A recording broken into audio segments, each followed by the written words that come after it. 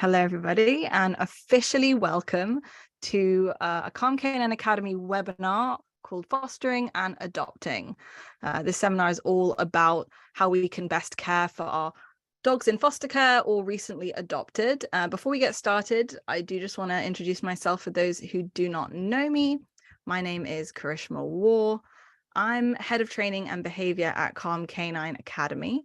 And we are a group of multi-certified dog behavior and mental health experts. And so we work primarily virtually with clients all around the world, and we specialize in supporting sensitive dogs and their exceptional guardians, especially in an urban environment. And I know that there are folks from all over the world here, and we have worked with many different people in some of the most challenging environments in the world. So really happy that you're all here today and watching so that we can talk about this really important topic, because rescuing, adopting, shelter dogs, etc., that it's becoming more and more common, and which is fantastic. But we also need to be really thinking about a key question when we're thinking about bringing a dog with unknown or complex history into the home. And that's really the central question that I'm going to be addressing today. How should we approach care for foster or recently adopted dogs? It's a big question, and there's a lot that we could be covering. What I have done today is kind of try to present what I think is the most important key pieces of information that will set us up for success in a way that's memorable. And I think starting off, before we even go into the details around what should we be teaching these dogs, how do we handle certain behaviors, etc., I think just pausing for a moment to just remember that when we have dogs that come through foster care systems, from shelters, we are often meeting these dogs at one of the hardest points in their life. And I think that that's really worth highlighting because for us, it's often a really exciting or hopeful or energizing experience. You know, we're going to get this animal in the home. It's going to be really exciting. But I always do like to remember that these dogs, depending on your scenario, we have folks from all over the world watching this webinar in our community.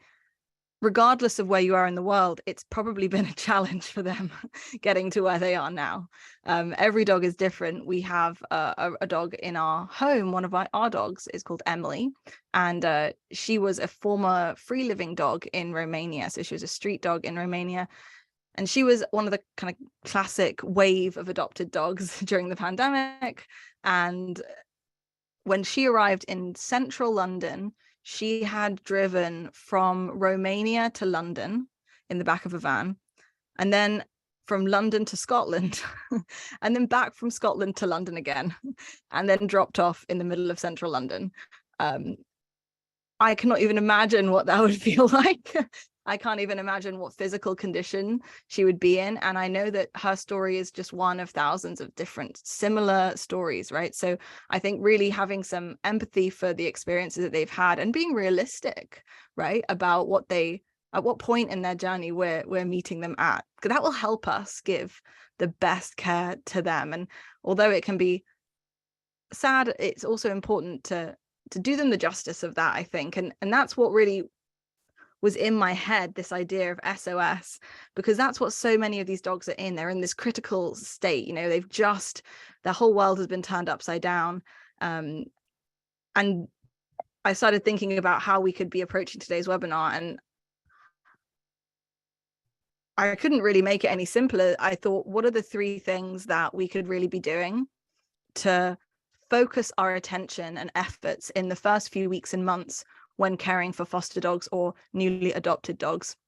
And we're going to go by this SOS acronym to remind us of how really we need to be thinking about them and the sort of help that they will need during this challenging time, and less about what we want and what we would like to see from them. So it's really all about kind of honoring this challenge that they're experiencing.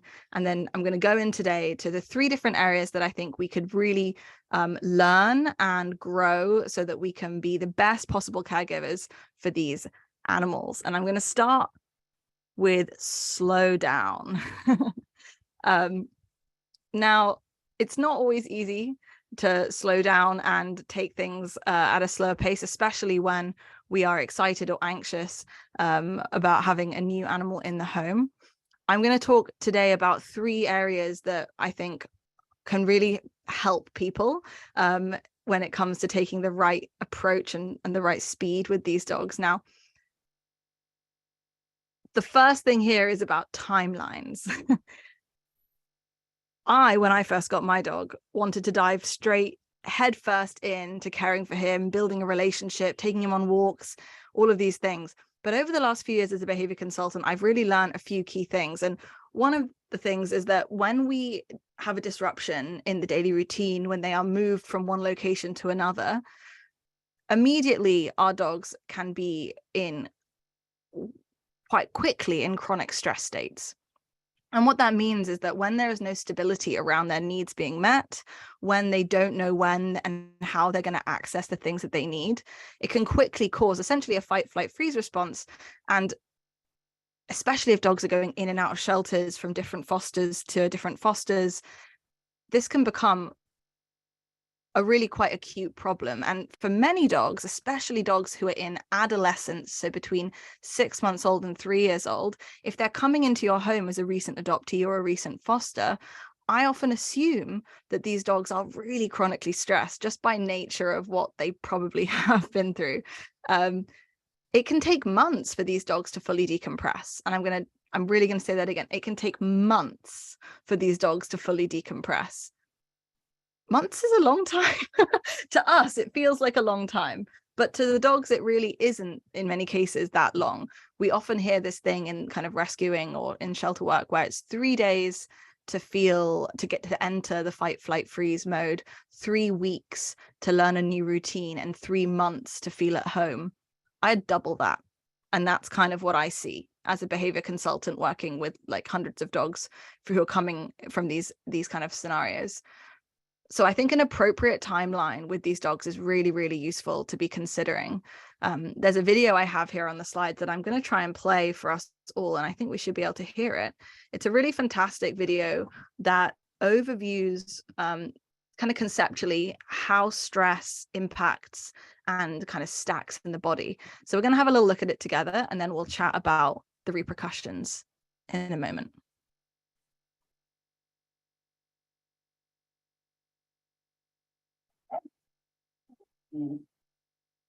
Reactive dogs, or dogs who are overly sensitive to their environment, have a threshold for reactivity to different events in their lives. Different events have different thresholds. When the events occur individually, that is... Sorry, I'm going to get rid of this first because that's going to be difficult to watch if we're seeing this. How fun. Apologies, my loves. Give me a moment to fix this.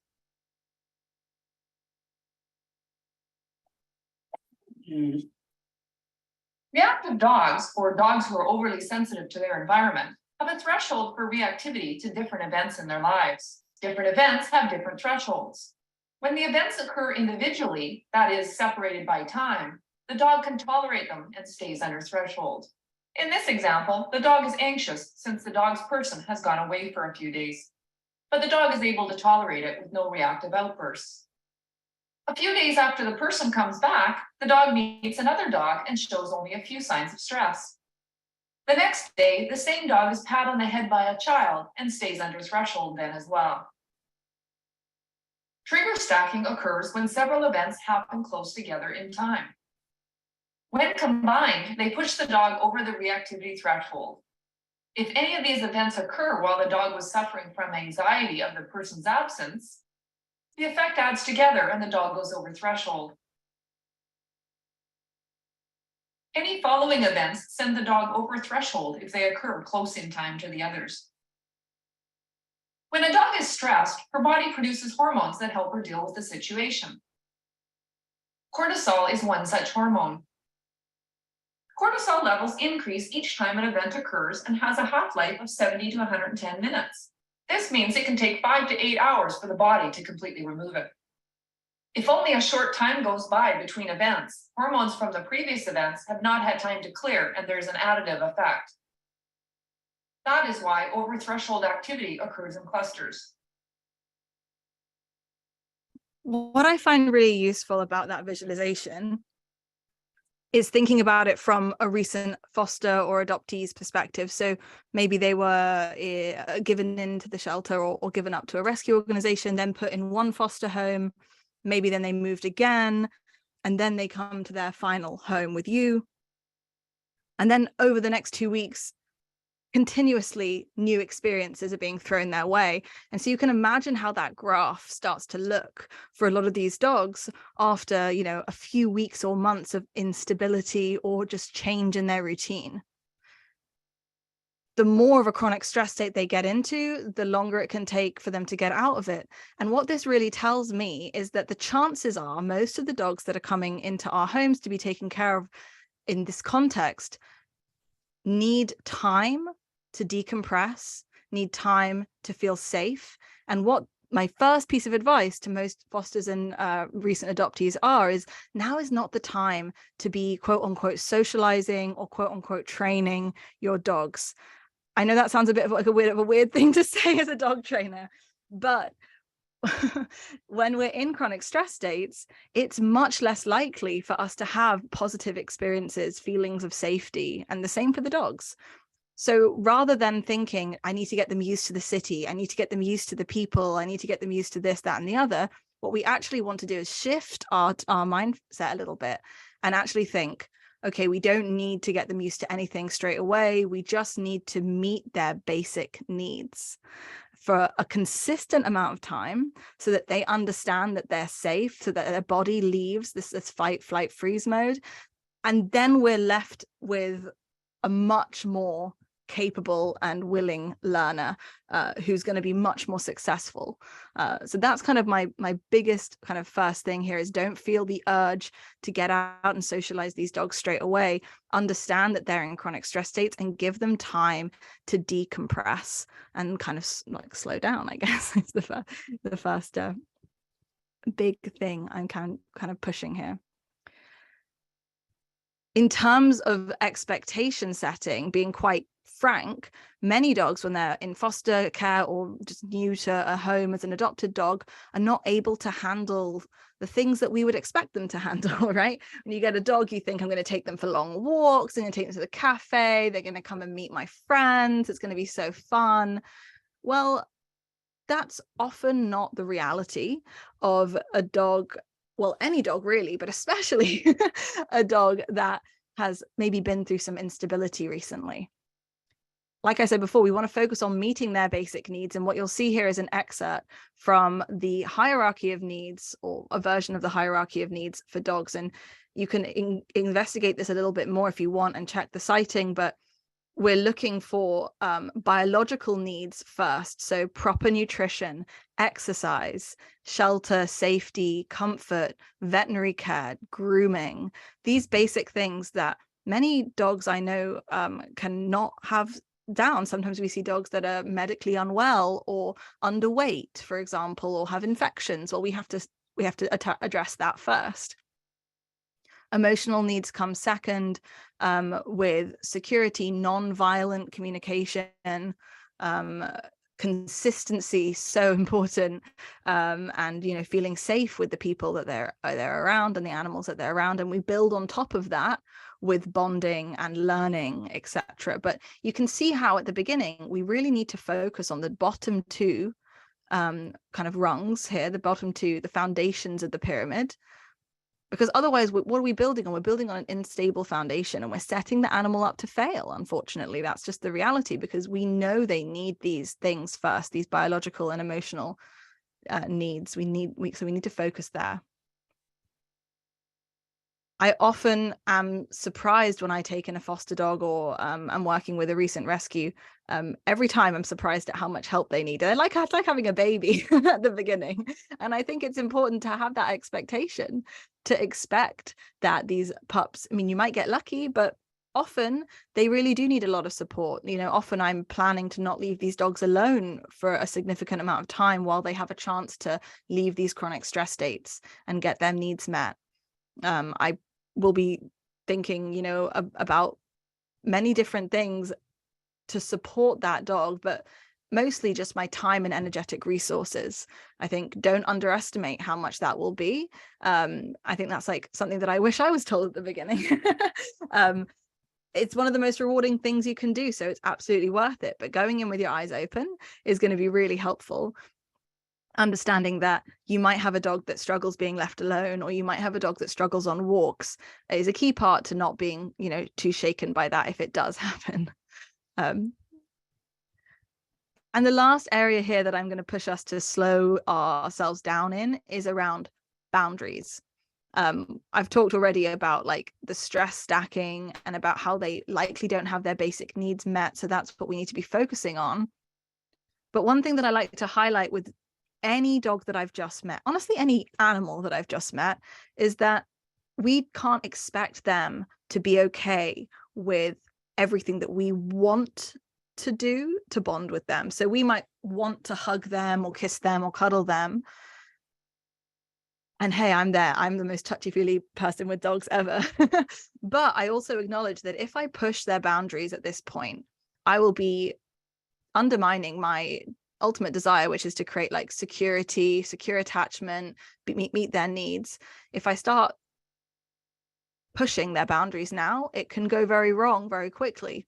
So I really push people to firstly think about the space that they might need from children or other animals in the home. And lots of our rescue partners ask us this question, how do I help fosters and adoptees understand that their new dog might not be able to be free roaming in the house with the kids and the other animals in the home straight away, at least. I always have my foster dogs in pens, in spare rooms, in crates. I want it to be as comfortable and spacious as possible, but I also don't want there to be children and unknown fosters and rescues kind of loose in a room without being supervised. We'll talk more about that in a minute. But thinking about baby gates, etc., can be really helpful. And most importantly here, I want you to think about consensual interactions. So this is a video here of a handler practicing consent-based interactions with this quite nervous dog. And what she does is, firstly, doesn't approach the dog. Notice that. If I have any sort of new dog that I'm gaining a relationship with, if they're resting on a couch, if they're resting on their bed, even if they're sitting and enjoying the sun, I don't go up to them and touch them. I always wait for them to approach me, because sometimes they don't know that they can move away. Sometimes they haven't been treated well and they don't know that they can just turn around and create space. So I want to show them, I'm not going to invade your space. You can come to me. And I often wait for them to approach, do a few pets, and then, as you'll see this person doing, remove my hands. And we call this a consent check. So we pet for a few seconds, and then we remove our hands. And we give them the option to say, oh no, please keep going, keep going. And for lots of dogs who maybe haven't had as much control over the outcomes that are around their physical autonomy, this can be a really powerful way of telling them that you listen to them. You pet them a few times, and then you ask them, hey, how was that? Did you enjoy that? And they get the chance to say, yes, please, or no, thank you. So let's see that beginning bit again. We have the pup coming in and kind of seemingly wanting interaction. She's waiting for a really obvious sign from the animal that they want to be touched. Remember that a dog just coming up and sitting up next to you doesn't necessarily mean they want to be touched. I sit next to people all the time and I don't want to be touched. So the dog comes up and she offers a few scratches and then pauses. And the dog goes, no, do it again. So she offers a few more, and you'll see this pattern, and pauses. And then the dog keeps getting a chance to say, no, do it again, please. This is a consent test. This is just one way that we can build consensual interactions with our the dogs and animals that we're learning about and building a relationship with. And thinking about, am I being mindful of their boundaries? Am I smashing myself down next to them on the couch when I sit down and they're sleeping? Am I leaning over them to grab something? I really like to respect an animal's space at the beginning.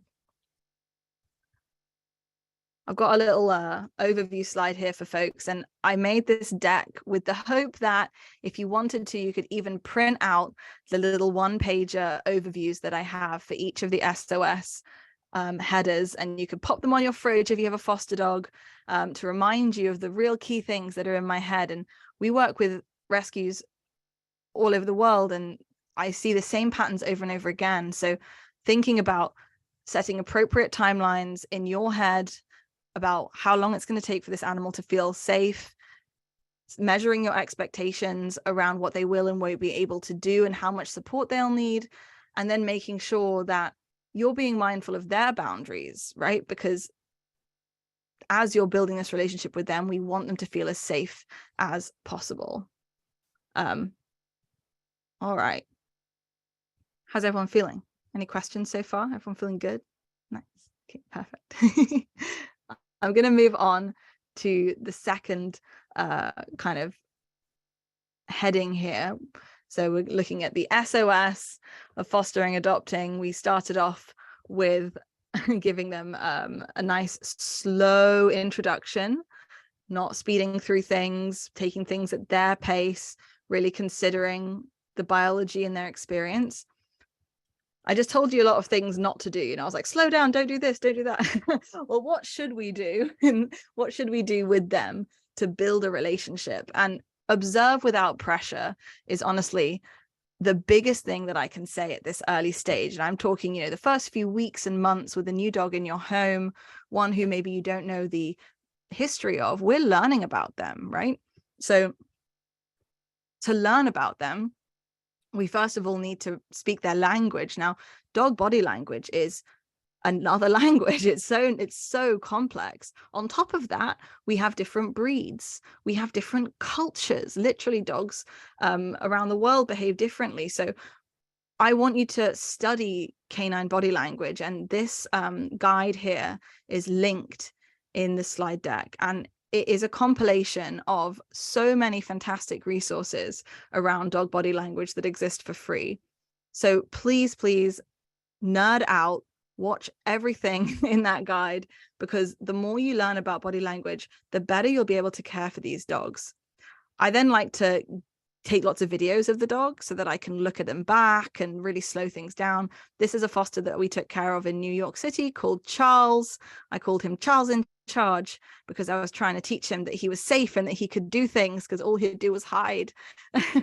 And this little video is just him eating his food out of a cute little egg carton. It's one of the confidence building projects that we often give fosters, and we're going to talk about them in a minute. And you can notice in his body language, even, he has this kind of curved spine, low tail that's quite tucked.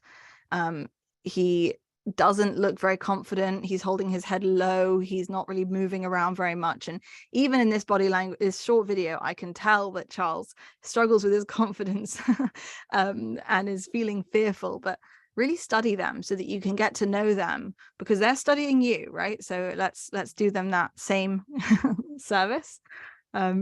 So take lots of videos and learn about body language. And the next thing I'm going to have you do is, as you're watching them, consider what it is that brings them joy. There are so many things that we can do with dogs that are going to be benefiting their mental health. Some of them involve food, some of them involve play. This activity guide here gives you lots and lots of examples of activities that you can do with the dogs in the home. And I stress in the home because, as you saw in that video, we don't necessarily want to be taking them to busy parks. We don't necessarily want to be taking them to dog parks or friends' houses or, you know, places like that, or even like urban environments. We want to be keeping their world small and safe so that they feel, so that they can get out of these chronic stress states and build secure attachment and understand that their needs are going to be met. look at that indoor activity guide for lots of great examples of activities just like this towel roll game, where we are using just the daily calories that the dog's going to be eating, but giving them really therapeutic activities. So in this video, this recent rescue puppy was snuffling for some cookies out of this rolled up towel. And these sorts of activities provide amazing mental stimulation. It helps reduce stress by providing outlets that regulate the nervous system.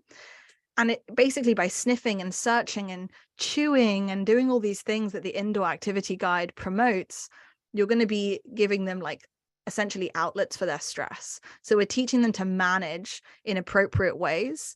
And I give all of my dogs foods in these therapeutic activities indoors as much as I can to try and get their needs met while keeping them nice and calm and relaxed and comfortable. Another kind of activity that I'm really going to push, as well as indoor food games, is dog-centric walks, decompression walks. There are many different ways that we can say it, but it will involve taking dogs to quiet, natural environments where they can be dogs. Now, in this video, my dog's not on a leash. Please put recent rescues and foster dogs on leashes. He is my 6-year-old dog. He definitely doesn't need to be on a leash. The goal is that the dog is allowed to be a dog and decompress. So we're not practicing training or behavior exercises. We are letting them roll around and run and sniff and just be a dog. And sometimes we are hiring sniff spots or quiet fields or driving to find the dogs places to go where there's not going to be loads of dogs and people and skateboards and children, because that's just not going to be conducive to a therapeutic like experience for them that fills their cup and meets their needs in many cases. So you're going to be looking at body language. You're going to be thinking about what brings them joy and thinking about what activities you can give them and fill their day with that's going to benefit their mental health. And the last thing that we can do is track data. This is not done enough. And by tracking data, what I mean is making just a short note on a daily basis of what's going on with this dog, because that way we can observe patterns over time objectively, and that way we can have a more science-based approach to how we treat these like vulnerable creatures. I usually tell people to track in 3 key areas. Track the health of the dog. So how are their stool? Are they itchy skin? Are they, do they I don't know, are they limping? Are they underweight, etc. Track a little bit about that, what you think is important, what stands out to you. Maybe a little bit about the exposure to things that cause emotional reactions, because that can help understand how much stress the dog is handling. So I might note that, you know, oh, she barked 4 times today at noises out of the front door or something like that. And I also like to track activities. There's a section in this little picture here for learning, and that's because it's from a data tracker of one of our students. I actually don't really think we need to focus that much on learning other than like within the activities that we recommend. So I think you're fine without that, but go ahead if you want to teach them some basic fun things. Easy fun tricks are usually my favorite things to start with, and make it really easy and really not challenging at all. That's not the goal. We're not looking to make, you know, new Crufts winner. We're looking to help them feel successful. So after slowing well down and having some better expectations around the timeline and boundaries, we can then start to observe our new dogs, or the dogs that have just joined our households. Body language, what do they enjoy? I guess on the kind of flip side of that, what do they not enjoy as well? And then tracking that data, usually just creating like a Google Doc, or you can do it in your like a notes app, whatever works best for you. And that gives you something to really focus on, right? I want you to be focusing on reading their body language, on giving them appropriate activities and tracking what you're doing. Because then when you come into problems, potentially if you do come into problems, you can bring that data tracking to a professional, to your vet, to a behavior practitioner, to the rescue organization that you're working with, and provide them with really valuable information. Like, it's just so valuable when people bring us trackers to tell us what's been going on. It's so much more helpful and scientific than people saying, oh yeah, she's been barking a lot at noises. So really have a think about where you could be, kind of what parts of this you could be taking from you for your new fosters and potential rescues. And we have one last kind of area to kind of overview, and then I think we'll take some specific questions and talk about how we can apply this in specific cases. After slowing down, after observing, well, I guess at the same time, I want us to really be prioritizing safety. And I mean safety here in two ways. I mean safety from the dog's perspective, the dog's perceived safety. I want the dog to feel safe at all times. Yes, absolutely. But I also want there to be practically, I want the people and animals involved to be safe. I want everyone to be safe from potential aggression, or anything else that can happen when we're working with animals, right? The first thing I'm going to chat a little bit about is equipment use, because this is one of the biggest questions that we get when working with fosters and rescue organizations. It's what equipment should we be using with these dogs? I usually separate like in the home and out of the home. And you'll see here that you can click through to this link, which has lots and lots of kind of recommended products so that you can see some of these things and where you can purchase them. In the home, I'm really thinking about safety surrounding the members of the household, the human members of the household. What if we have a dog that's very fearful of a member of the household? Maybe they're really scared of the dad of the house and be scared of men. And whenever the dad comes into the room, they're barking and growling. Well, before we even think about addressing this, what are the safety precautions that we're going to put in place? And for me, it would be that dog is always in a baby pen in the living room when they're loose in the house, or always on a tethered to a heavy piece of furniture. Maybe we get a well-fitted basket muzzle, like the one you can see here, one that goes over the mouth and the dog can breathe and eat and drink through it, so that we can use it in the home to keep everyone safe or on walks. But for me, management and safety involves there being no risk to either the dog or the person or the other animals involved. The biggest thing that we can do to help these animals is make sure they don't perform dangerous behaviors while they're in this chronic stress state, potentially, you know? So I'm coming in with gates up, leashes always on. If even in the home, especially while I'm observing and gathering data, because I don't want, you know, a dog to suddenly start resource guarding the sofa, for example, and you know, start developing some unwanted behaviors around that when I come to sit down, for example. So really think about, are they going to be in a pen? Are they going to be, you know, tethered to a kind of bolt in the wall, or tethered to a heavy piece of furniture? We probably want there to be some management in the home. Other things we can do to help them feel safe in the home involves, you know, things like closing blinds or putting some buffer noise up. So rather than them having to hear the sounds of the urban environment or the postman, you could put some radios on by the front door, and generally try to kind of minimize the stimulus. Think about like trying to create a Zen-like environment for them. So often creating a safe space for them in the home with a pen or a crate, and minimizing stimulus, literally like noises from the outside, etc., can be really, really helpful for them. I see some great questions coming in. I'm going to be answering them in a moment. Outside on walks, we definitely do not want to be using uncomfortable, restrictive, or painful equipment with dogs who are coming out of into fosters or in out of rescues. For me, the only really the recommended equipment that I use on walks is harnesses, comfortable, well-fitting harnesses, martingale collars or flat collars and just leashes. It's not super fancy. I have, like, a few times in my life, in my career, recommended head halters for some dogs, only when the handlers really could not, they were at risk, if on a collar or a harness.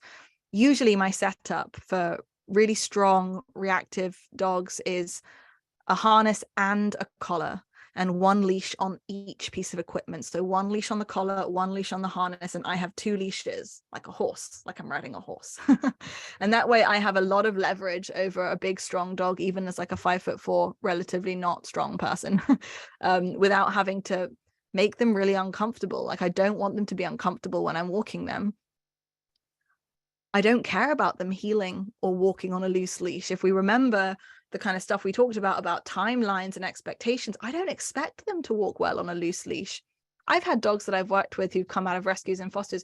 I don't think they've ever been on a leash, you know? So I don't expect them to learn very quickly.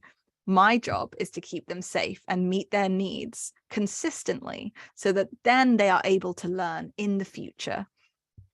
What I don't want them to learn is that when they pull on leash, they'll feel pain. Or when they see a dog and bark, I'm going to correct them. Because what's that going to do to that graph when it came to the stress levels for that animal? It's going to keep them up there in the red in many cases, and they're not going to be able to decompress fully. So I want non-painful, non-aversive equipment, but I want them to be safe. So have a little look down the resource list and you can see what we kind of use. Often we're putting big signs on the dogs. If we have dogs that are growling and barking, we're using muzzles. But my job is going to be proactive about the equipment that I'm using, making sure that I'm setting everyone up for success as much as possible. That being said, this is worth zooming in on for a moment. Mostly I'm just talking about children, but this also applies to other animals you might have in the house. If you have a cat or a resident dog, fosters or recent rescues shouldn't be left unsupervised with children ever. So they should always be supervised with children. And I believe they should always be supervised with other animals as well in the home. If you can't supervise them, that's when the crates, the gates, the tethers come into play. And this little diagram or graphic here by Family Paws is a fantastic example of different types of supervision. I'm not talking about, you know, your rescue dog is, or your foster is like eating in the kitchen and you're on a Zoom call and we have a kid going up to that dog while you're not really paying attention. That's not, in our opinion, going to be good enough supervision. We need it to be active supervision where you're engaged and there and ready, with a leash on the dog, for example, or gates up. And if you can't actively manage and supervise, put the dogs away, or put baby gates up so that there's no ability for accidents to happen. The majority of kind of issues we see happen with if there are kids in the home or with other animals in the home when people aren't looking. So it's really important to not assume anything at this case, in this early stage, and make sure that we're being really, really proactive and safe. And before we dive into some specifics, what do we do if we see quote unquote aggression? By aggression, what I mean is, well, there are many different definitions. What I mean today is behavior that is agonistic in some way, meaning to increase the distance between the thing and the dog. So the dog's going, get away from me, no thank you, or get away from this, no thank you. And it's often looks like what you can see on the screen here, staring at somebody, growling, maybe barking, lunging, etc. There are many different kind of behavioral presentations from mild to severe. Study that body language document to really learn a lot about low-level signs. I don't really want things escalating to this level, but if they do, acknowledge that this is just an animal who is likely fearful, if not fearful, extremely overwhelmed. There's some sort of emotion going on here. Animals are just as, well, dogs are just as capable of experiencing emotions and feeling unsafety, lack of safety. And if we punish dogs for growling or barking, we are not going to likely actually help them feel safer over the long run. We might suppress the behavior in the short run, but our dogs are in these situations are already dealing with so many different stresses. Why would we add another one into the mix? If they do ever show any behaviors like this, I usually recommend immediately remove them from the situation or remove the pressure. So maybe that means you moving away, but somehow de-escalate.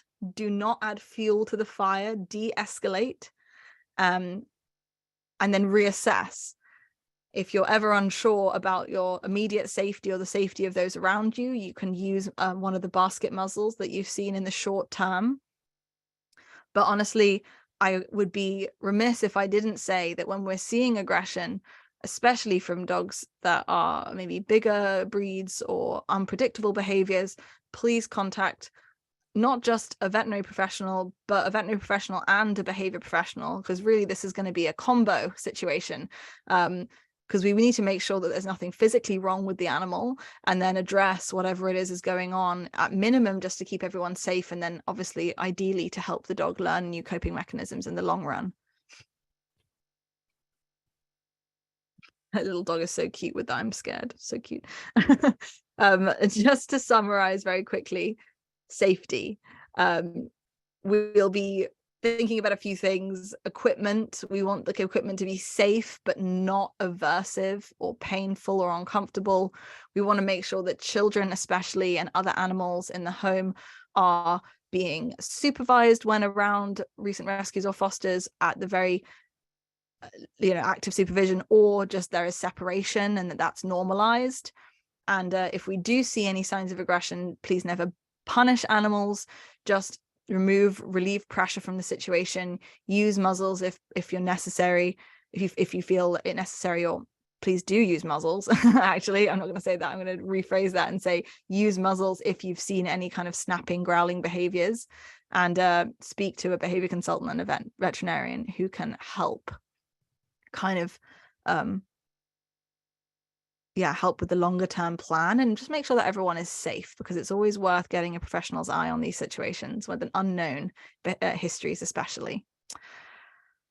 So we talked about the kind of what I'm in my head calling the SOS. To answer this question, how should we approach care for foster or recently adopted dogs? We talked about slowing down and the ways that we could shift our perspective on what we expect from them. We chatted about 3 different ways that we could work on observing them, through body language, by finding out what they like and don't like with activities, and then through tracking data, and went over some safety topics like equipment, working with these animals with children or other dogs, and just touched upon a little bit around aggression, quote unquote aggressive behaviors. I got a cute little graphic at the end, so I want to play it. Look how cute. This was my main kind of overview. I want to dive into some specific applications, and I've seen some questions coming through in the chat already that I think will be really fun to kind of troubleshoot a little bit. So I think I'm going to dive into those next. So if you do have questions, please pop them in the chat and I'll be answering them over the next few minutes. We'll probably hang out for another 15 minutes or so at least. So I'm going to be having a little look, and you know what I'll do? I'll leave this graphic on the screen while we're answering questions, and I can see how everything relates back to what we've been chatting about today. All right, let's get to some specifics here. All right. Oh no. Okay. Cheryl, I've had a foster for about 2 months, and 3 weeks ago, he and my dog were attacked by 2 dogs, 2 pit bulls at his meet and greet. That is very unfortunate. I'm so sorry. How do I help him heal emotionally and prepare him for a new home? My dog is reactive from the attack, and the foster is also showing signs of fear from large dogs. This is a good question, Cheryl, and I'm so sorry that happened to you, first of all, because that sounds extremely like unpleasant and stressful and scary. And I think the first thing that we will say is that time is going to be important for both dogs in this scenario. I guess what this question is what might bring up to me for me as well is a question around like trauma and when we should be speaking to veterinarians about stress management. It's something I didn't talk too much about really in the main presentation, but you can remember that video about trigger stacking and stress hormones. What's happened in this case is that we now have dogs that have become trigger stacked and are likely, more hypervigilant to that trigger. And that's pretty much what trauma is, right? You have like a big experience that was very distressing and it has a lasting effect, potentially disproportionate effect on your behavior. For these sorts of dogs, I might be considering speaking to a veterinarian to offset some of the really big stress that they must be experiencing off the back of something like that. When I do see dogs having really big emotional events, one of the first things I do is I go to a veterinarian and I say, this dog's having a really hard time. Is there anything we can do to help them manage their stress in the short term?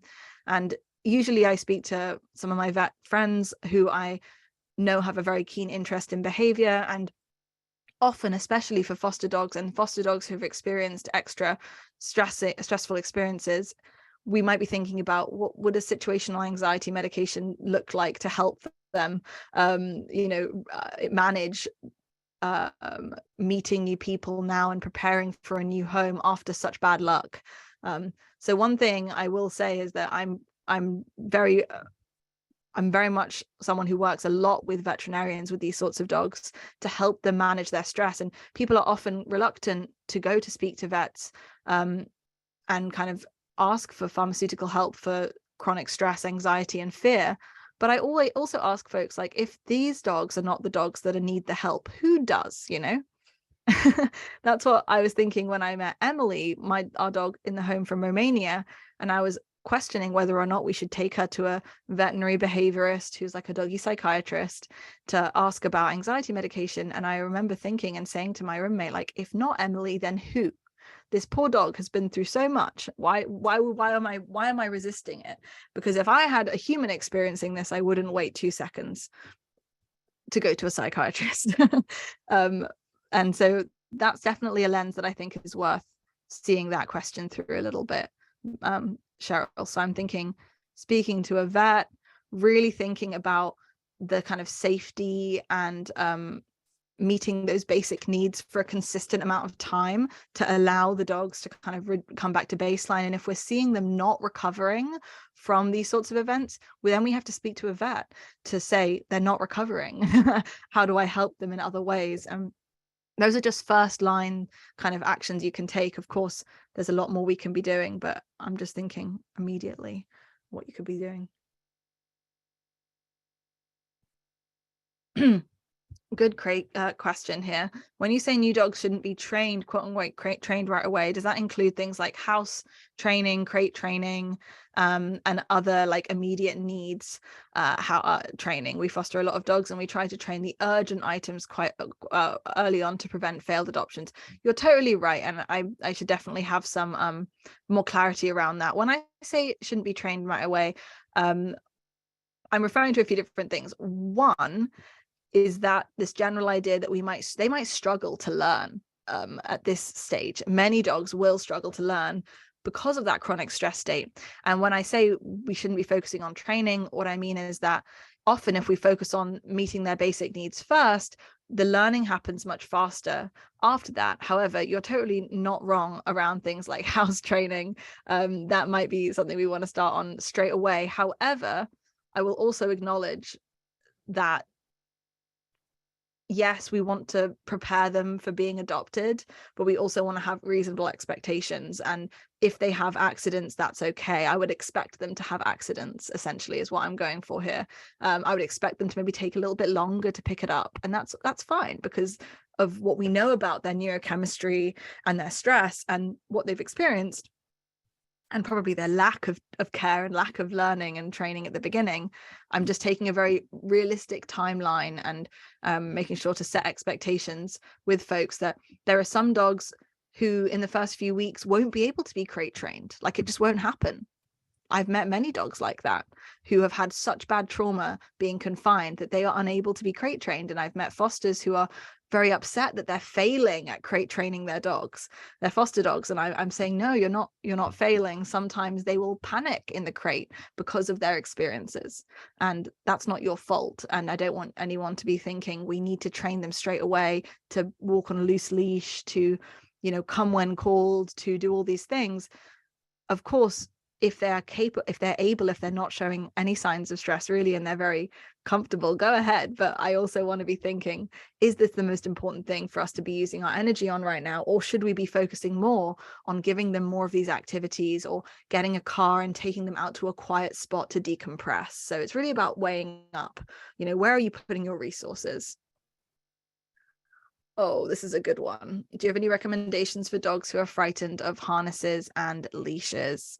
This is all too common, especially for dogs who have come from really quite challenging situations. We see lots of dogs who've come from, either being free living dogs, or potentially those leashes and harnesses have been paired with something, or leashes and collars have been paired with something really, really stressful.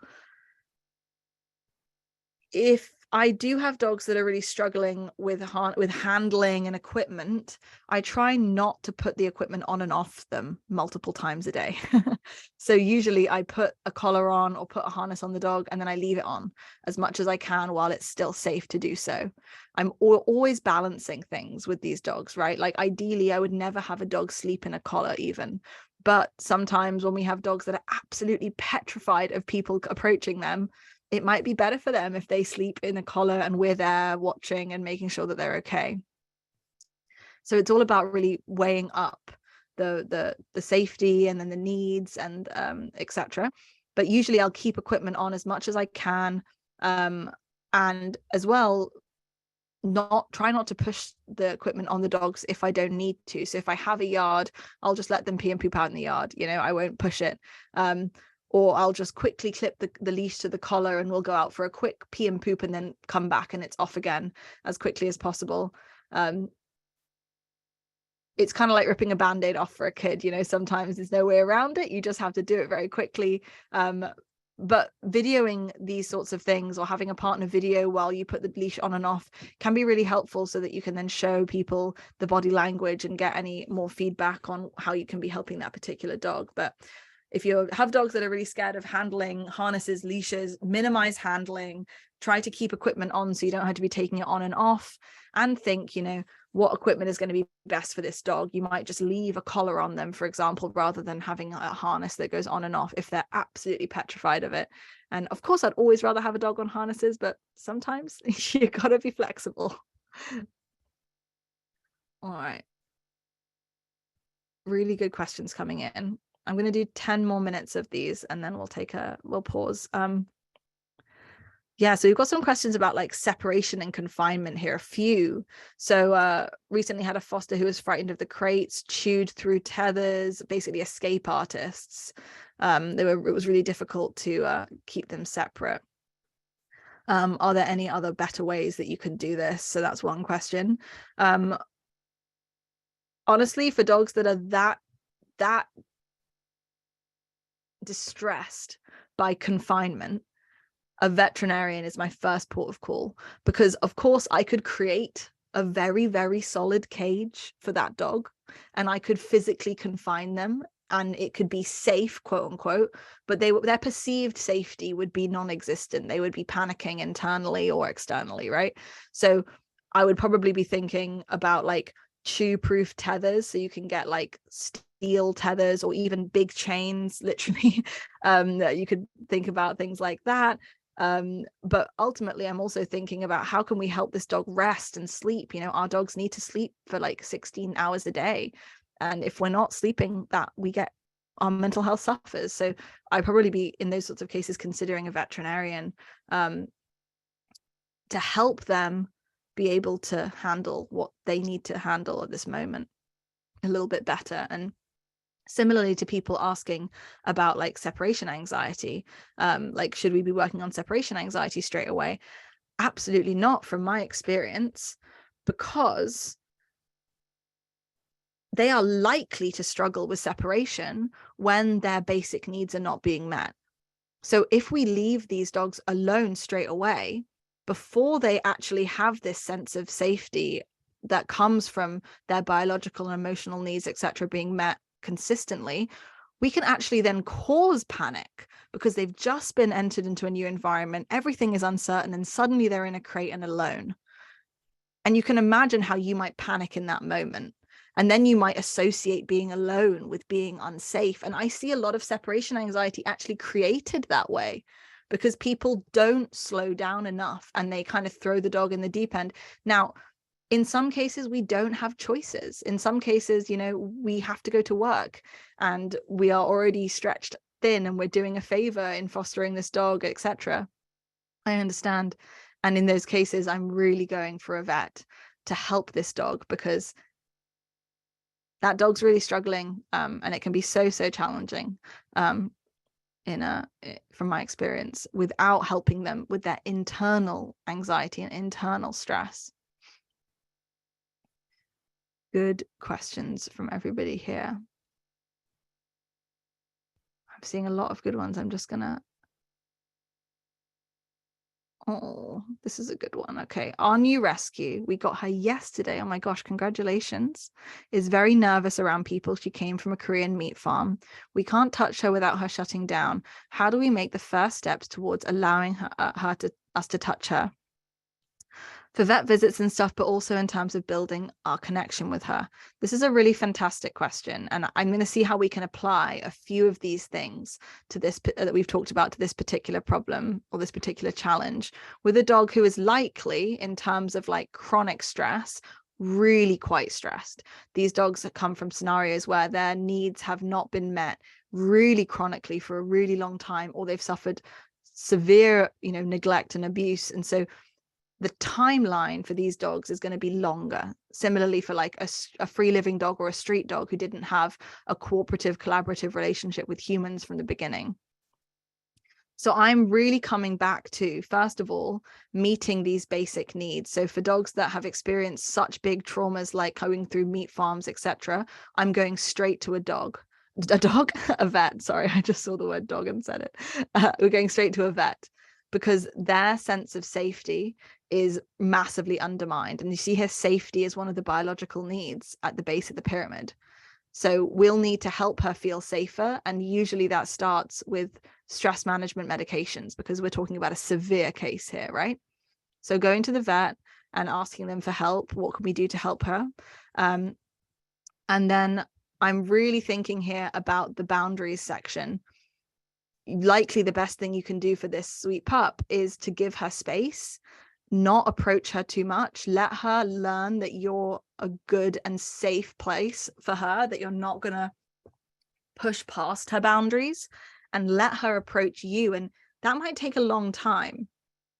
That might take a while, but the things we can do to help build a relationship with her right now is going to be around the observing without pressure section. So I'm really thinking of exploring that activity guide. Having a look at what things you can give her to help her come out of her shell. And to be honest, she probably isn't going to come out of her shell straight away with you. Likely she'll come out of her shell with projects like this that might be a little safer for her. But you could then be the person who brings her those good things and go from there. So really looking at the base of the pyramid for dogs like that. And we see pups like this all the time. They can really come around. It can be amazing, but it often takes time, and it takes a commitment to acknowledging their boundaries and kind of going by their timeline. They're not going to be like the kind of golden retriever puppy that you got from the reputable breeder. It's going to take a little bit longer with these sorts of pups. All right, we're pretty much coming to finish up, I think. And I'm thinking a few little things just to kind of finish up. around dogs that bark and are aggressive towards stimulus. That's the last thing I'm going to touch upon here. So someone's saying, what do we do if they're very aggressive when they see other dogs, always barking and sometimes biting or maybe growling or air snapping? In these cases, I'm going to be thinking really about all three different sections here. So when we're seeing aggression, first of all, we can acknowledge why it's happening and acknowledge that maybe this dog's not ready to be around other dogs and people. So we can kind of come here for a moment. Many of these dogs won't be able to handle long walks, outings, or guests. And many dogs won't be able to handle going to meet other dogs in the park or meeting other dogs on walks, for example.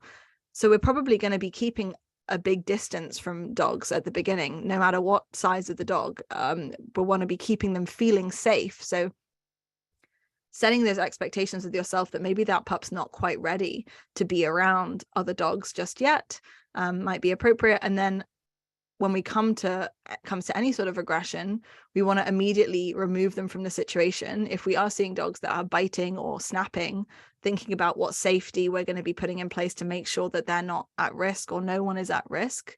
And then likely, if this is a foster dog, we're really not going to be thinking even about training around other dogs, right? This is what I mean when I say we shouldn't really be thinking about training.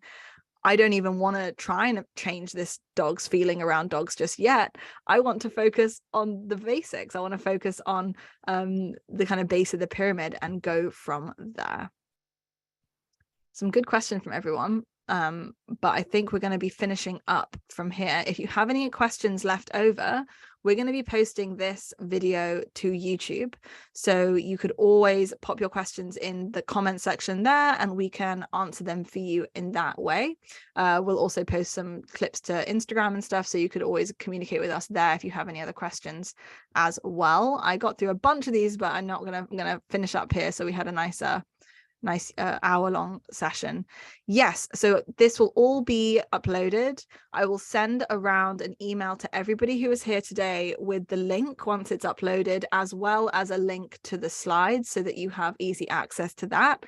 And everything will be put online for free, open access. So if you're from a rescue organization, sheltering organization, or any organization, feel free to share this as a resource, and your community members can always comment on the video or reach out to us if they have any questions, and we can do our best. I hope that although I will be literally unable, I realize I'll be unable to answer every single question. That's not going to happen. But what I hoped to do was just kind of highlight the main things that I think tend to be the answers to the questions that I get. And it usually involves one of these three. So hopefully it's given you some thought. Thank you everyone for joining. It's been lovely to hang out with everyone. Was really amazed at everyone that turned up, because I literally started promoting this like 2 days ago, like a fool. So thank you for showing up. And yeah, your amazing questions really helped me. So yeah, you've been awesome. Thank you.